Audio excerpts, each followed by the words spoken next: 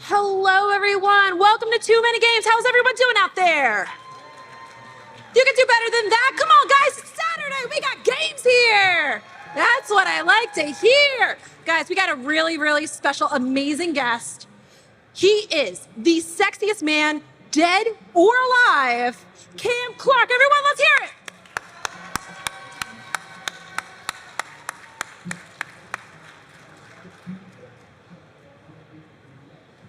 I paid her to say that, by the way. Hey, everybody. And all you bad kids in the back, do you do that in school? You sat the farthest away so a teacher couldn't call on you? Because there will be a pop quiz at the end of this. I don't know. They don't look like the smartest bunch out there. What do you guys think? Oh. No? Yeah? Yeah? You want to prove me wrong? Let's go, guys. Them's fighting words. Yeah, we're fighting. All right, guys. Well, we're going to have a great time today at this panel. I want to say thank you so much for joining us here. Oh, thanks for having me. Yeah, it's great honor, privilege. You have so many credits. It's mind-blowing how much work you have done. I know a lot of people here know you from Metal Gear Solid as Liquid Snake, right? Now, let me ask you, though, like, how did you get started with Metal Gear Solid, and you've been doing it since, is that 1998? Well, I've technically been performing since 1964. You don't look it at all. 1864. Ooh. But yeah, Metal Gear, like, back in those days, it was just an audition like many, many others. And you don't know until you get into something if it's going to be, iconic and have this kind of staying power. I mean, if any of you were at the panel yesterday, I made the comment that if it weren't for these conventions, we would have no idea that you folks are still playing this old stuff, right? Can I ask how many people out here play Metal Gear Solid? Who's a fan? Yeah. Hey, I didn't see that hand go up. 2 hands. Just pretend, guys. Just pretend here. Just Favorite pretend. game. Make Cam feel good. He's a sensitive type. Oh. So are you excited for it to like how the journey has been since then? Because it's been out for so long. How has your journey been? Cam's journey? Cam's Since journey? then? Yes. Oh my golly. What year did we do this, y'all? What year did this come out? Like 1998, I believe. 98? 98? 98. They're telling me, yeah, I thought right, it was smart. older. I thought it was older. I know I'm older than that. What have I been up to since then? Yeah, just working the whole time. It was a wonderful run, and now we get to do it all over again with these shows. And I think this is my first gaming themed show. So it's Really? interesting to see the merch on my table have different like I'm gonna run out of stuff that is kind of my fringe stuff, but like the crowd here is like into the Grandia and Tales of Symphonia and some of these games that are of that other kind of like an anime kind of crossbreed Yeah. kind of thing. So that's kind of fun to see interest in that. What did I sign for the first time? Oh, for one thing, there was a little guy who brought a Ninja Turtle. Oh, is that you guys? Okay, with a little bitty one? With the ice cream. That's amazing. Isn't that great? Wow. That was one of my favorites. But some little guy brought up a little Ninja Turtle in the packaging that's literally a postage stamp. So I managed to sign it,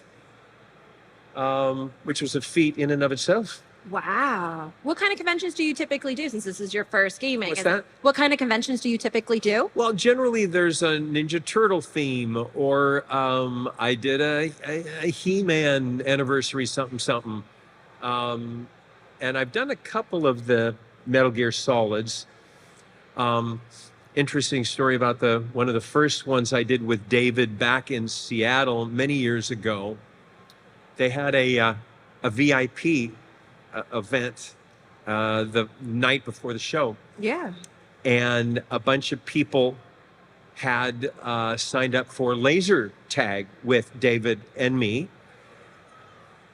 Said the little boy who couldn't catch a ball and was the last to be picked for the team. So I'm panicking. I was like, are you fucking kidding me? I have to like play sports. I have to do sports. Anyway, they had all these people. We went into this room, and all the people that had, paid the extra doodah to play laser tag with us. And so they're all sitting there, and David and I are team captains, and we're doing the, okay, you draw first, this, you're with me. And I started sweating as the one who was the last picked as a kid to play, to going, one of you here will be the last one chosen, but don't take it personally. And it was like PTSD, right? So anyway, don't know any of them any more than I know you guys. And David goes, you, and I go, huh? He goes, I go, very random. So we play. I have never played before in my life.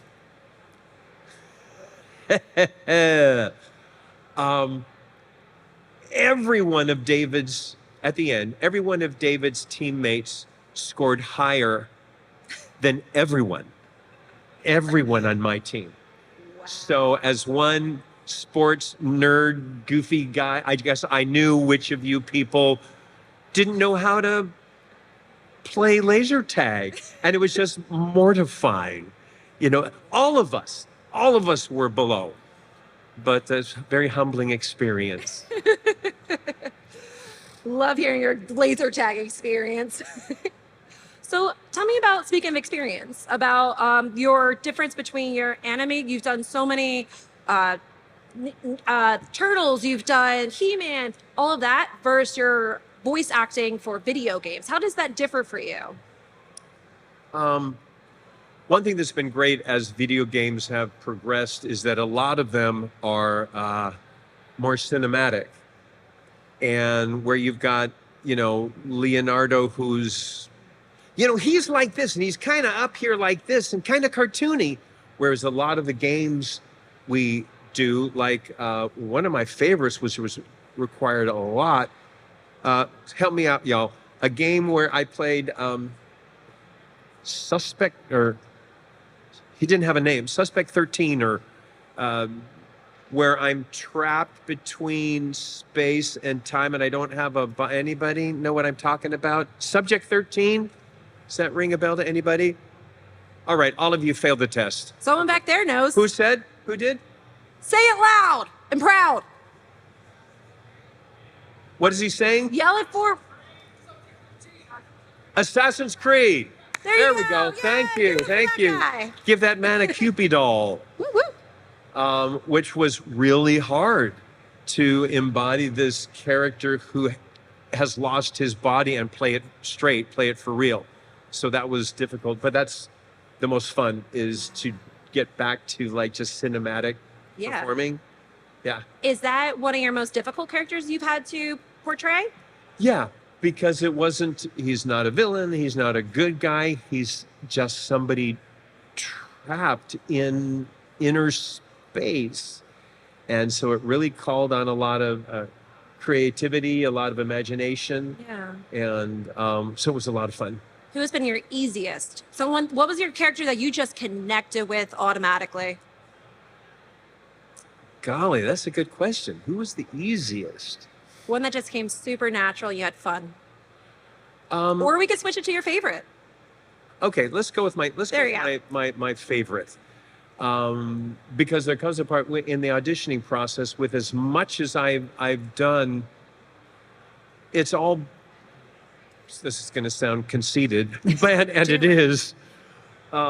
It all began to come very easily. The more you do whatever it is you're good at, it's like practicing and you get better and better. And so, it's not like I was auditioning once every month where you get nervous or rusty. It was like every day. So it just, became second nature, really second nature. Wow. My favorite character is Freddy the Ferret from Barnyard. Really? Yeah. Why? Sometimes, depending on what you want to call the chicken or the egg or the hearse or the cart, the hearse or the cart. I got Look at Irish going on there. The horse or the cart. I came up with this voice without an audition, and I went, I'm going to carry this voice around in my hip pocket.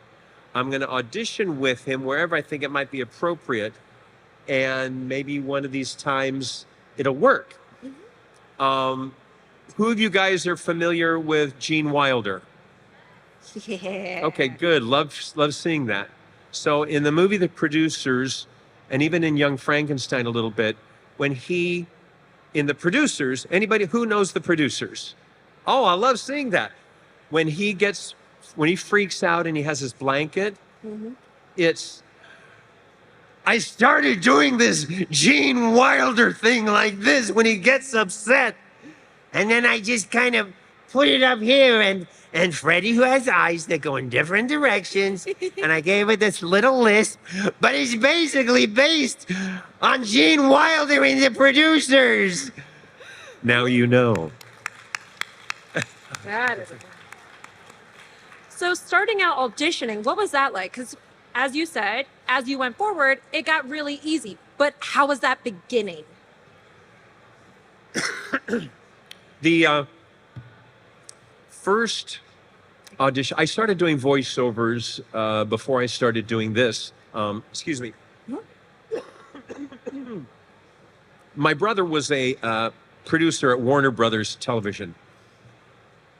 And he started hiring me to do, like, we all know what extras are, right? Well, there's also an element within the voiceover world that they call looping. Any of you guys ever heard of that? Great. Yeah. Okay. A group of actors get together to do everything from that you're hearing there. We record we just do improvisations on what would you say at a convention, I love you, Cam Clarke, which is what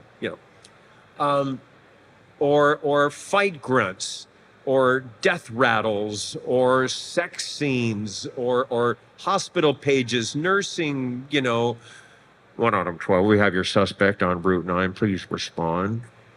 Dr. Conkling, please pick up a white courtesy phone, Dr. Conkling. All that stuff is laid in after the fact. Or if it's a frat party, you'll notice next time, I'm going to ruin watching movies and TV for the rest of your lives when you know the inside stuff. If there's ever a dance going on, unless it's a musical, you go, why are they not dancing in time to the music? Because there is no music. It's all the extras are, because you're shooting your master shot, and then you're going to do a close-up of her, a close-up of me, and you don't want the sound to bump, or it's an editing nightmare. So they lay the music in after the fact, as they lay in the crowd noises, because it would bump every time you try to cut the scene. Anyway, way more information. Hey, Freddy's trying to do a panel over here. Which is way TMI for what you asked. I've even forgotten your question about. I've been waxing on about the marvelous me. What was it about? How difficult? Yeah, how difficult the beginning process was. It wasn't. Really? It never was. I mean, I've been performing professionally since I was 6. So there was no weirdness about it. I crashed my first major audition. I couldn't get in. What was it for? A show that I think barely saw the light of day here. Played in England. I just came back from a show in Wales, and people were like, "Oh my God!" It was like Ninja Turtles to them. A show called Dog Tanyan and the Three Muskehounds. Oh. We got one. Are you from England? Oh, I guess it was popular in Israel. Who knew? Yeah. Anyway, What's that? He watched the dub afterwards. Oh. Yeah, wow. A Jewish D'Artagnan.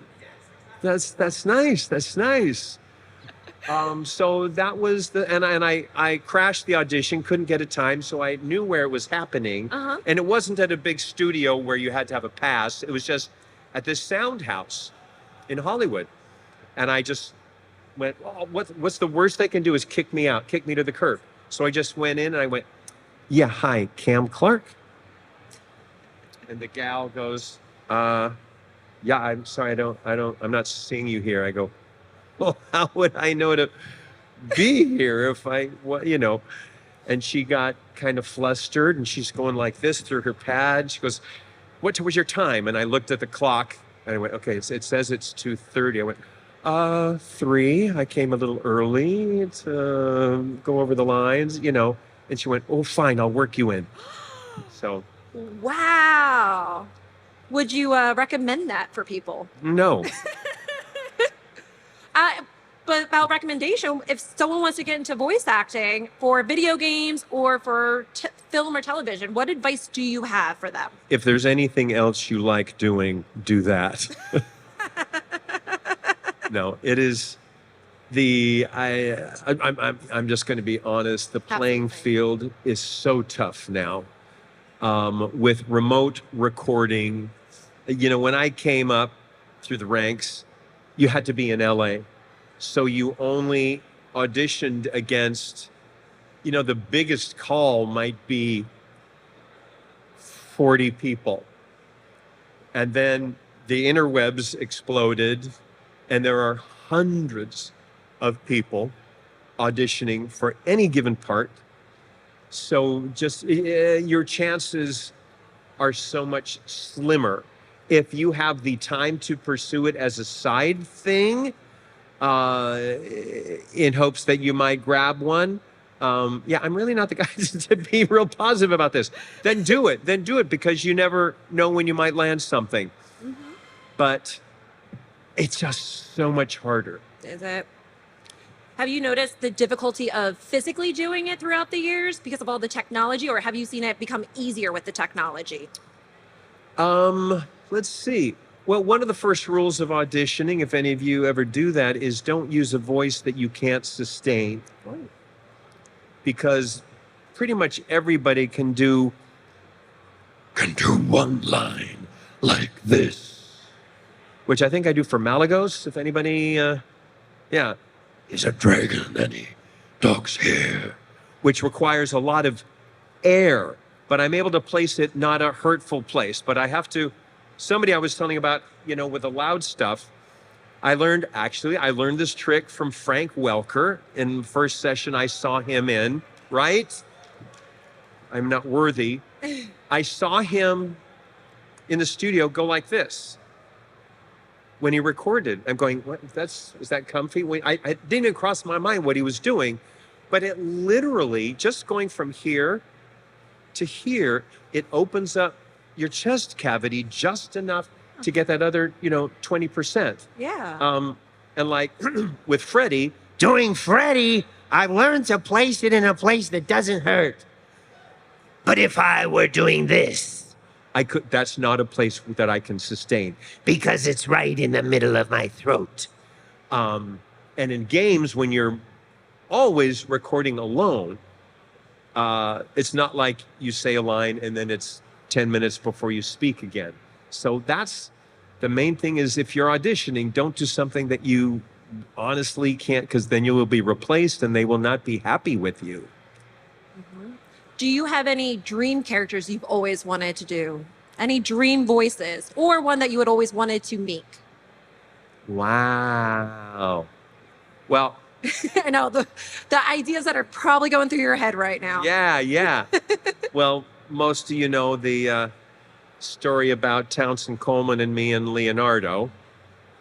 So one day I hope to replace him.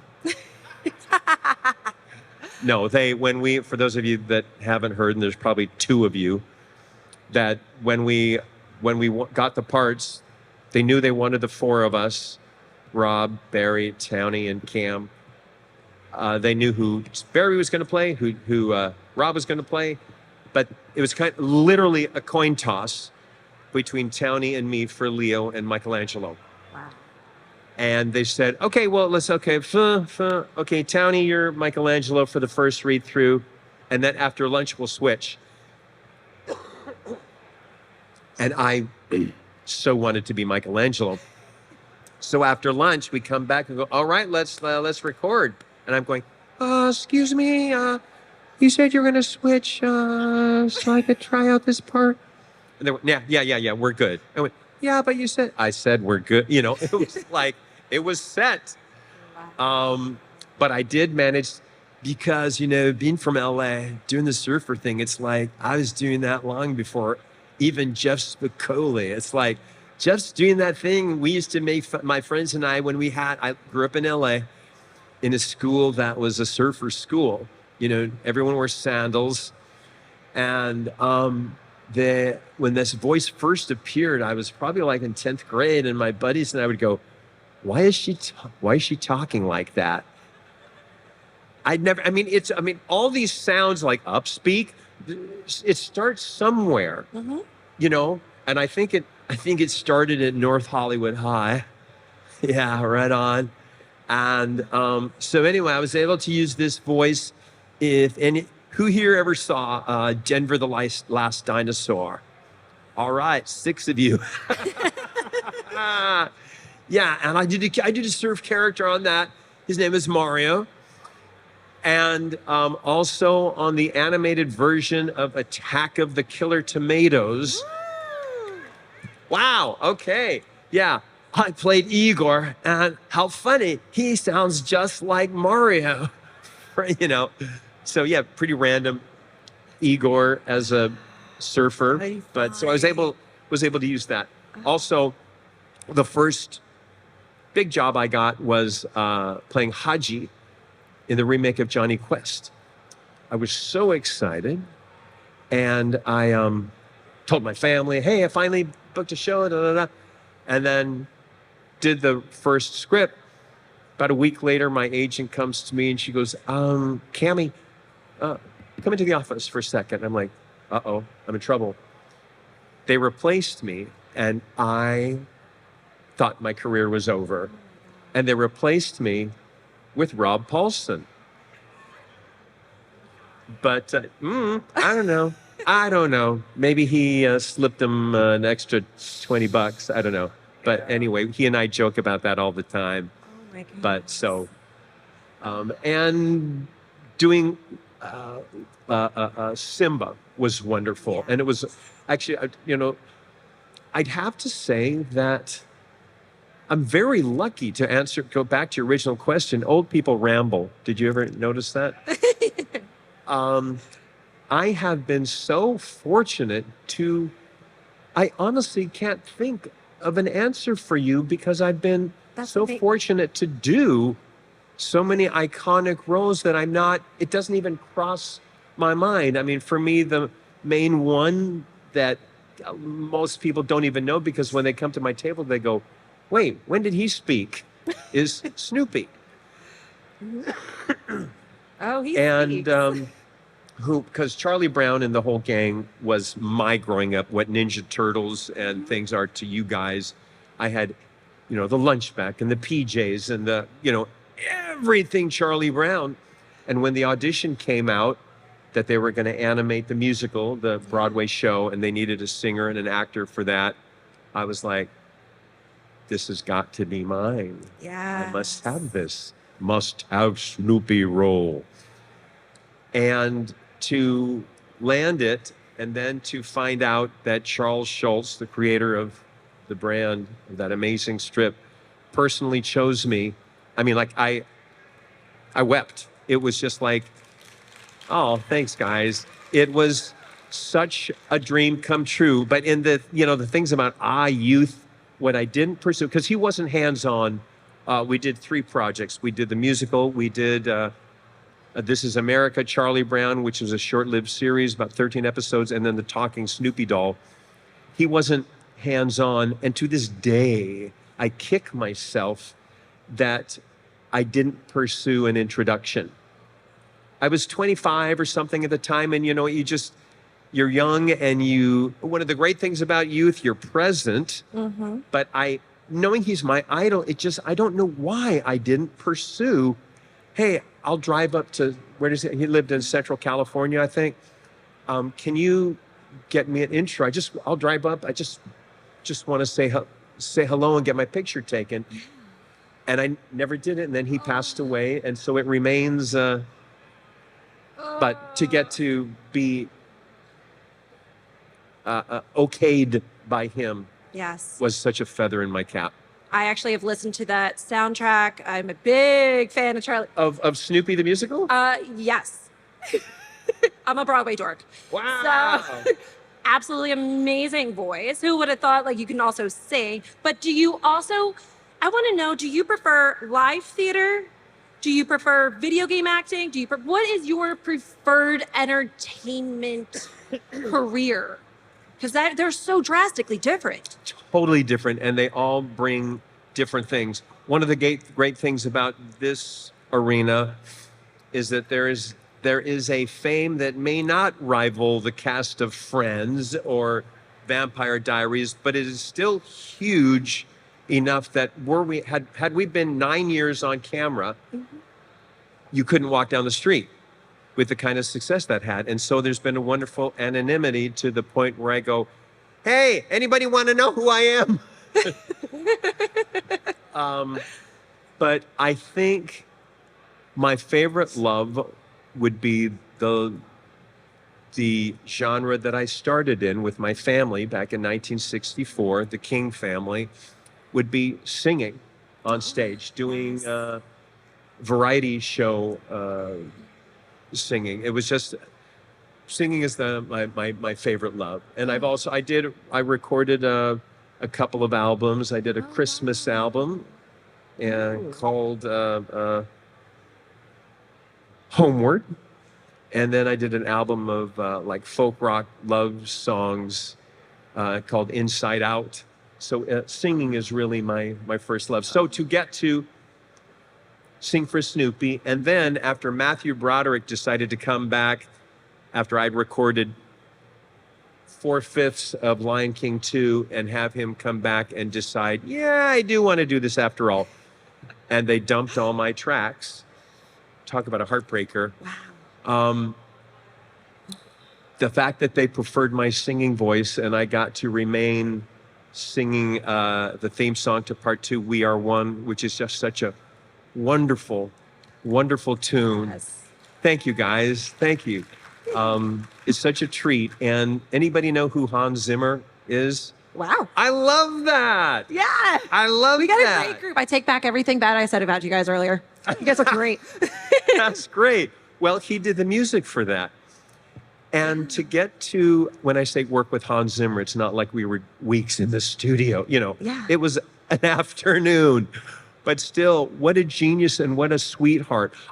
Because I'd lost the part, I was nervous going in, like, am I going to lose this too? We go through this kind of, we got that kind of stuff too. No matter how successful, am I going to lose this? And I started singing, and he said, Cam, can you, so I was like, I'm going to do Arnold because he kind of has that accent. Come to the booth. Yeah? He goes, stop trying so hard. You got this. We know you got this. And that sounds really simple, but just like so many things, we can get in our own way by not realizing we're good at what we do, or I've done this before, whatever it is. And he really helped me settle back down for future singing projects, because I had done a short-lived series called, as a singer for California Raisins, was a short-lived animation series. And I was doing the Michael Jackson of the group. Woo! And I was having a lot of trouble. And the music team were like cutting out my solos and making my solos shorter because I had a lot of trouble. And so I got really afraid of my own shadow. So to have Hans Zimmer tell me you got this That's amazing. really helped bring me back. You have such a fascinating life. So many amazing Right? influences. I love it. I could ask you questions all day long. I love it. But if I want to learn more, I know you have an autobiography coming out, right? Right? Please tell me about that because I need to read it and know everything about you. Yeah. Okay. Here comes the shameless plug. Do it. So, as who of you here know that I performed with my family as a kid? Before him just mentioning Before it. I just mentioned it. Okay, just a smattering of you guys.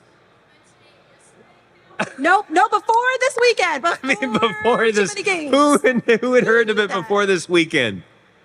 All right. There we go. There we go. Good job. Okay, get your notebooks out.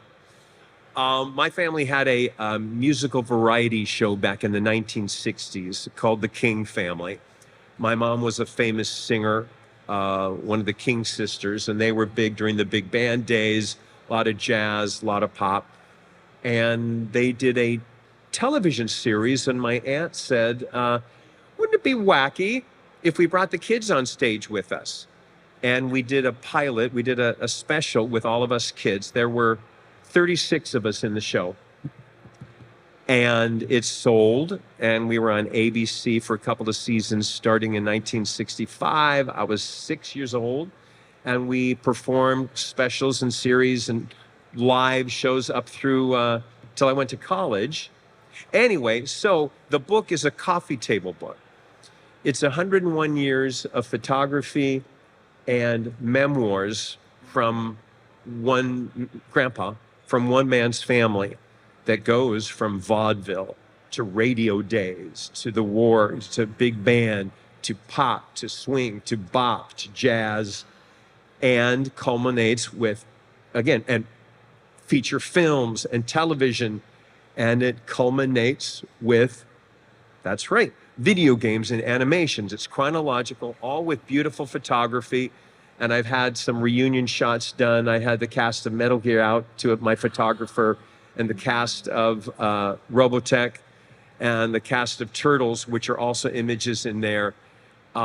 It's going to be a big coffee table book. If you like mid-century history of entertainment and stuff, I hope you'll at least sniff it out. I'm really proud of it, and it's supposed to be out in time for holidays this year. How's that for a plug? Did I do that well? Because I'm going to have to start doing podcasts. I'm very interested, and sign me up on the pre-sale. Yeah. Let's go. Pre-orders. Fantastic. So we have, what's the title? That's a great question. All right. Yeah.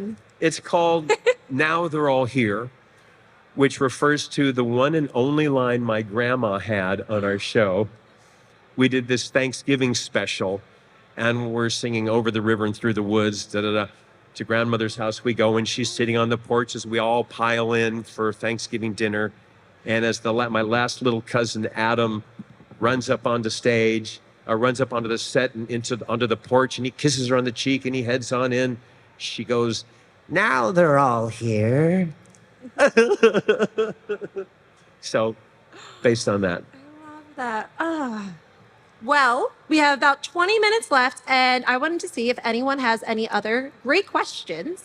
If you would like, you can actually come up to this mic, line up right behind this mic. I could stay here all day and ask you so many questions. Time's flying. I know. Thanks, Steve. Hi there. All right, you guys Is that on? Keep rapping.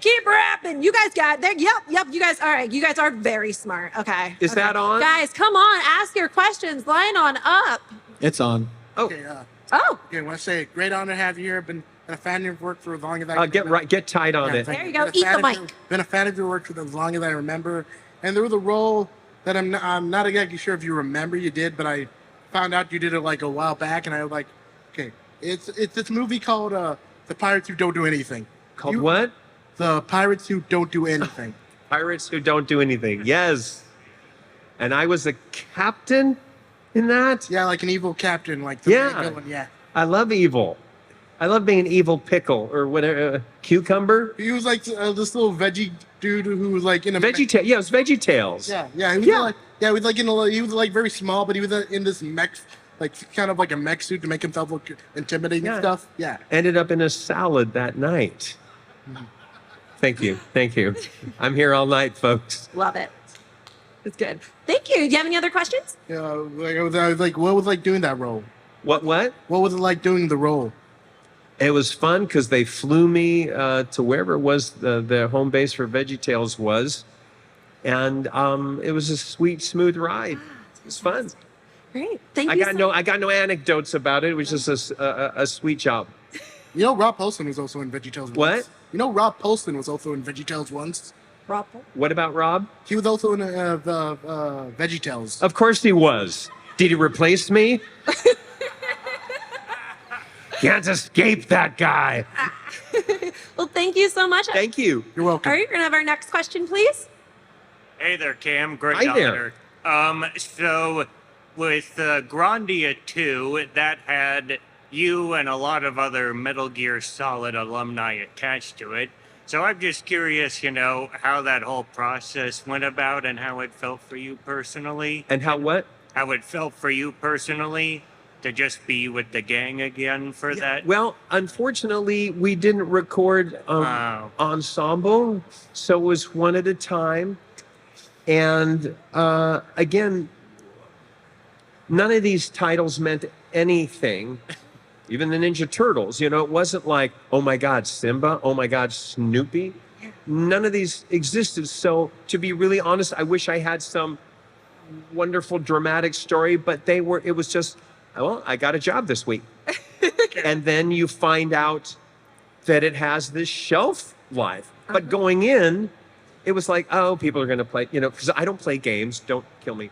I had no idea they would have this shelf life. So the fun part, to answer you, I guess, correctly, the fun part has been to get to do the circuit, the Comic-Con, to see the staying power. Because for me, it was just, it was another job. As far as that one goes, it's fun, and I did my homework. But yeah, I was alone recording, so. All right. Isn't that interesting that you have such things that you have created? That's another job, but yeah, it means so much to other people. Yeah. Isn't that absolutely incredible where all the work you do, it does reach? It does reach, and I would never have thought. Yeah. Because it's so long ago. Yeah. That's so cool. Thank you so much. Thanks. Hey, how's it going? Hey. So my question for you is, of course, people know you from so many, obviously, other games like Metal Gear and, you know, of course, Teenage Mutant Ninja Turtles. But for me, I know you from World of Warcraft. Yeah. Can you tell me what it was like being, you know, at Blizzard Entertainment? You know, your experience and, how did you even get in that role? I'm actually kind of curious. Again, you auditioned for I had the, good fortune to audition for just about everything that came along. I was in a position where they didn't ask. I mean, maybe sometimes they did say, hey, we want to hear Cam on this. I don't know. But except agents would go, we've had a request. You've been requested, which helps with your confidence level to know, okay, they know me coming in, going in. But it was wonderful to do it. But again, at the time, it was just one more fun job, in a very lucky string of jobs. Cool. Awesome. Thank you. Thank you. Hi ho. I've been waiting for this. Wanted to give you one. Oh, very good. There you go. I wanted to ask though. I grew up in the '90s, obviously, and as you mentioned, Teenage Mutant Ninja Turtles meant a lot to us. I have lifelong friends that we all kind of fit the archetypes. Like my favorite's Donatello, my buddy's Leonardo, my other buddy's Raph. There's always and then Michelangelo. And then your friend has good taste in turtles. He absolutely does. He's the best. So and he's the leader. So, but I wanted to say last year we had the Shredder video game came out. You did what? The Turtles Shredder video game came out. And we all played that as our turtles. And we're all in our 30s now. And it's just we have this friendship where we feel like brothers. So my question is, do you feel that kindred spirit with Townsend, Barry, and oh, Rob? My goodness. Again, thanks to you guys. Townie and I have always been buddies. Townie and I met as contestants on Super Password. We both failed miserably, but we hooked up there. We were in the talent pool. Anybody on a game show, they record a bunch of shows at the same time, and we were all sequestered like a jury. And we just hit it off, and we remained friends. And then a year later, or whatever it was, I didn't even know that he did voiceovers. You know, he had just moved out from Ohio, anyway, wherever he's from. But it was because of Rob Paulson that we all got together again. And I got to say, when we did there was a Honda commercial a couple of years back, maybe 4 years ago now. There was a holiday commercial. And the whole concept made me a little misty. The concept was, any of you see that campaign from a few Christmases back? Okay. So you've got the suits who are your guys' age, and now they're the grown-ups. They're now in charge, and they're going, what's a good way to sell these cars? So the campaign is, you remember that morning you got your Ninja Turtles for Christmas, and then you lost us at camp? And they've animated all the action figures, and we're jumping around the car, and they say, get that Christmas morning feeling again. And we got into the booth to record our lines for the commercial, and I get misty just thinking about it. Having not been together professionally for 20 years, to get to be back in the booth, I literally had to go, we got to stop for a second, guys, and I had to compose, because I adore those guys. And that's thanks to Rob. Thank you so much, Cam. Thank you. Thank you. Okay, I'm going to give you like two characters from TV shows that might be a bit obscure. One of them might be more obscure than the other. But one of them, talk about when you were He-Man. What was it like being He-Man? Oh, okay. Okay. That's the not obscure one. Yes. You sure? That was wonderful. I mean, that's good you brought that up, because there is an iconic character that already existed, and they were rebooting it. So that's always fun to get to read on something that exists. You had like two different voices for that. when you Prince were He-Man. Adam, Yeah. and He-Man. And it was a Canadian production, and for whatever reason, they couldn't find somebody. They wanted to have both Prince Adam, since it's the same person, be the same actor. Mm-hmm. Nobody up there that they were happy with, which I find hard to believe. So they came to the States to audition. And I gave him my best Prince Adam, kind of like right here. And then he would just segue into He-Man, Master of the Universe. And my ability to smoothly go from that young guy to a superhero is what sold it. So I loved that. All right. Now for the more obscure character, you remember Rigadon? Wow. Wow. You guys got to lock this guy up. Because it's kind of spooky. Okay. Rigadon. Rigadon is a French mouse, right? Is that right? I think so. I know that it was from Around the World with Willie Fogg. Did that play in Israel too? Okay. Wow. Never saw the light of day. Okay, true confession. I go with Dogtanian because I know he at least saw the light of day. So I totally lied to you guys earlier. Can you believe it was actually the audition that I crashed was for Around the World with Willie Fogg, which was an animal version of Around the World in 80 Days. And I played this little French mouse. And wait, I can't even remember my own history. I think I'm lying about lying. We gotta go to your autobiography. It was the same company that did Robotech. And I think once I was in doing these little Rigadon and Dogtanian that I auditioned for Robotech. But good deep dive. I will say that is the first time. So this is the first time anyone has thought of Rigadon. So thank you for remembering that. Little French mouse. Yeah, it was great. And you saw it too, huh? You're welcome. So, great. Thank you so much. You're welcome. I hope you get a cameo in the new He-Man series. From your lips. Thank you. Next Thank question, you. please. Hi, how you doing, Cam? Hi. Hi. So I know that you were touching on like physicality a little bit behind the booth. You know, like when you're putting your arms up to open up your chest cavity. So that actually got me curious if you had like any other examples of either your co-stars or you yourself where someone did physically in the booth was what made all the difference in the final cut. One thing you want to do is make sure you wear clothing that is soft, that isn't noisy, because there is lots of times when you do use physicality. If I'm running, it helps me to be, doing this. But if I'm wearing taffeta, it's going or leather, squeaky leather, or doing, as we call it in the business, giving damage or taking damage is the expression for fighting.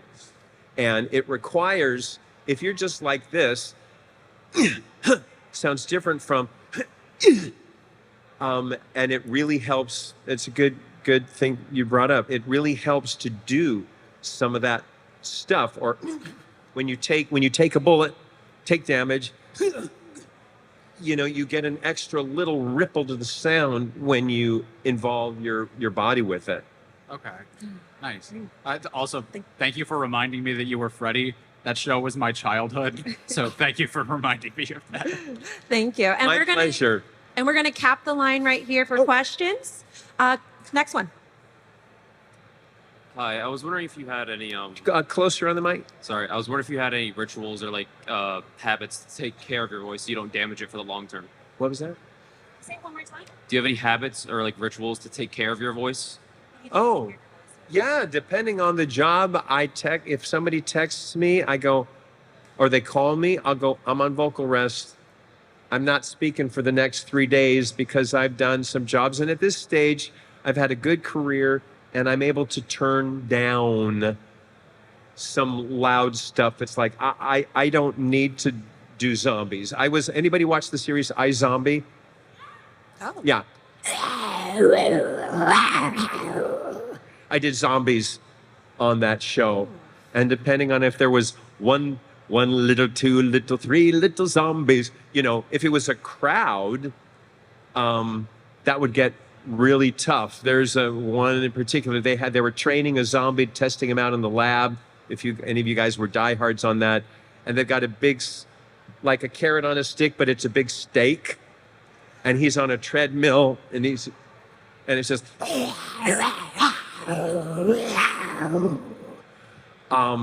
but again, that's finding a place that isn't too it's not there, it's above.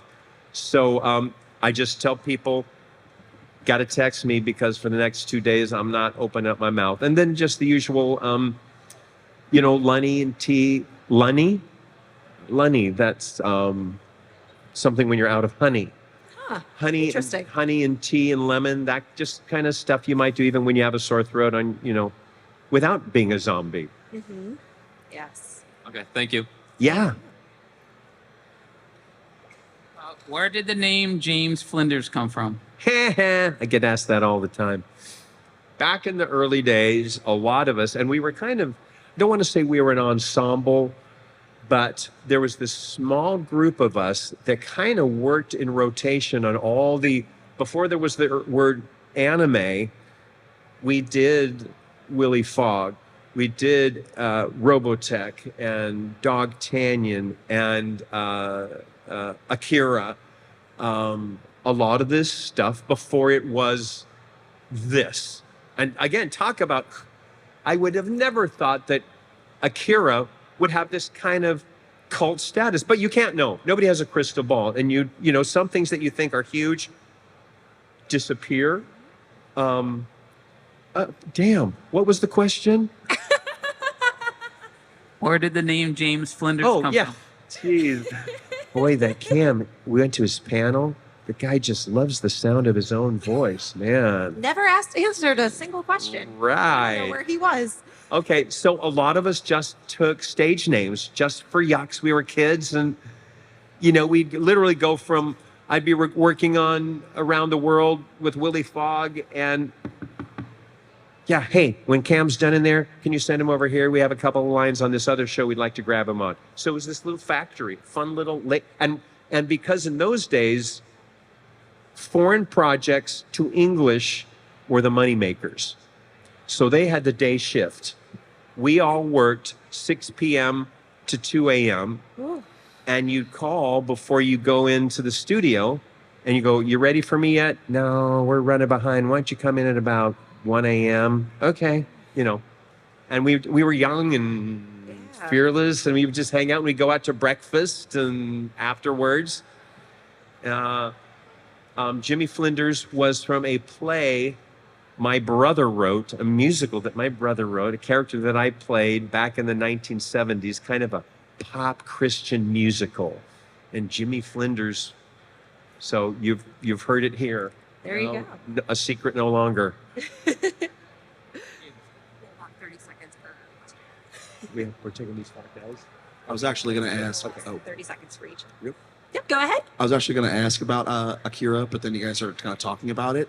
I was going to just ask sort of what was that like working on that movie in particular, especially because, as you said, it wasn't at all like what dubbing like anime is now. Well, again, I got to just keep coming back to, if y'all can imagine, you don't know. It was just a job. I loved it. It was just a job with a great script. It's not like, oh, I'm working with Steven Spielberg.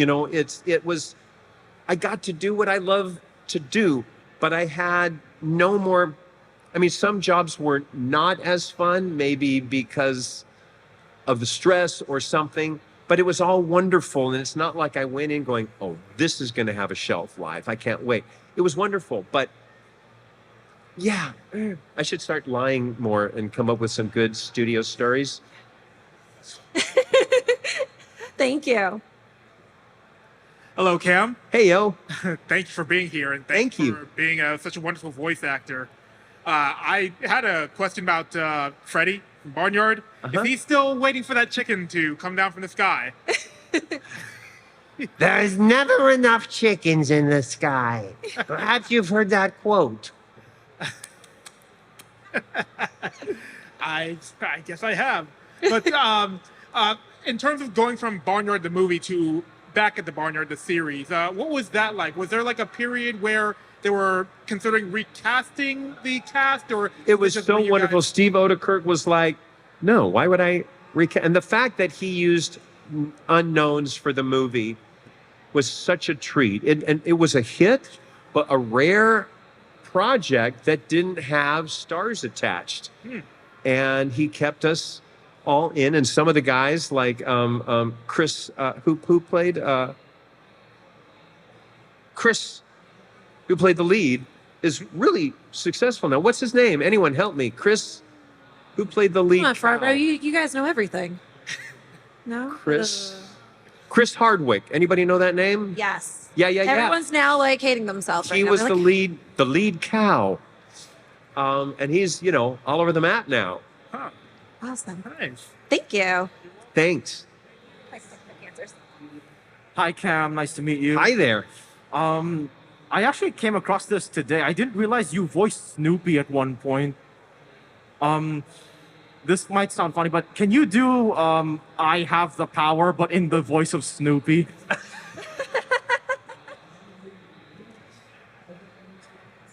By the legend of Grayskull, I have the power. We'll take it. Thank you very much. By the legend of Grayskull, I have the power. Yeah, it kind of doesn't work, does it? That's the reason I asked for it. Thank you. Thank you. As Freddy. By the legend of Grayskull, I got the power. Hi, Cam. Hello. I have a question. What was it like to work on Metal Gear Solid, since it was one of the first games to have a movie-like story to it? It was great to finally get an acting job, because so much before that was just kind of perfunctory. It was shooting, it was like in the early games you had a script and you said each line 10 different ways depending on how the damage went. So there's really not much acting involved. You're pretty much just scorekeepers. And to get to finally do a script with background and all of that on the characters with, secrets and all that stuff is great to finally get to do something more theatrical. Thank you. And our last question. Make it a good one. Hi. First off, nice to finally meet you. I did watch Lion King as a kid. So You watch what? Lion King as a kid, Uh-huh. and you were my favorite character as Simba. Oh, thank you. I wanted to ask, did you ever get to talk to James Earl Jones, who did the voice of James Earl Jones? Yeah. No, they recorded me by myself, and so I didn't get to meet anybody. I'm really sorry to say. Oh, that's all right. What you call? I was gonna. Did you what was it? Did you ever got to No. Did they ever? Oh, I'm sorry. It's okay. It's okay. Take a breath. I'm sure Breathe. so many questions are in your head right now. I know I do. I know. You're a last question, so catch your breath. No pressure. What you call? Well, while you're thinking of that, I will say, did you meet this person or that person? Two things come to mind. One, I did scratch tracks for Kenneth Branagh for Road to El Dorado. So for a couple of years before the final, they had someone hired as Rosie Perez, someone hired as Kenneth, and someone as Kevin Kline. And we would work with the writers and the animators with storyboards and help them, figure out what works. And then they asked me to be a off-camera reader for Kenneth Branagh and Kevin Kline. So to get to sit there, and it's like, I'm not too big for this, my ego would love to sit there with Kenneth Branagh and Kevin Kline. So I wasn't in the movie, but I got to be with these giants. So that was fanboy geekdom. And go ahead and do your next question. There you go. And what you call? Do you think you were, if they make like a new either Ninja Turtle movie or another sequel to The Lion King, do you think you reprise your role as either Simba or Leonardo if you were given the opportunity? Ain't gonna happen, kid. As you know, the movie's coming out without us. Again, we were all brokenhearted when the first movie came out. We thought with the fame that we'd supplied, been a part of that machine, we were just, what? You mean we're not just using us? But as you guys know, every incarnation of the Turtles, they've gone from scratch. And, that's their loss. Thank you so much. Thank you. Thanks. Guys, we are over our time, but this has been an amazing conversation. Thank you, guys. Let's hear it up for Cam Clarke. Give it up here. Oh, thank you. I'm Crystal Quinn. Guys, enjoy Too Many Games. Have an amazing time, okay, this weekend? Thank you, guys. Thank you, guys. Thanks for being an amazing audience.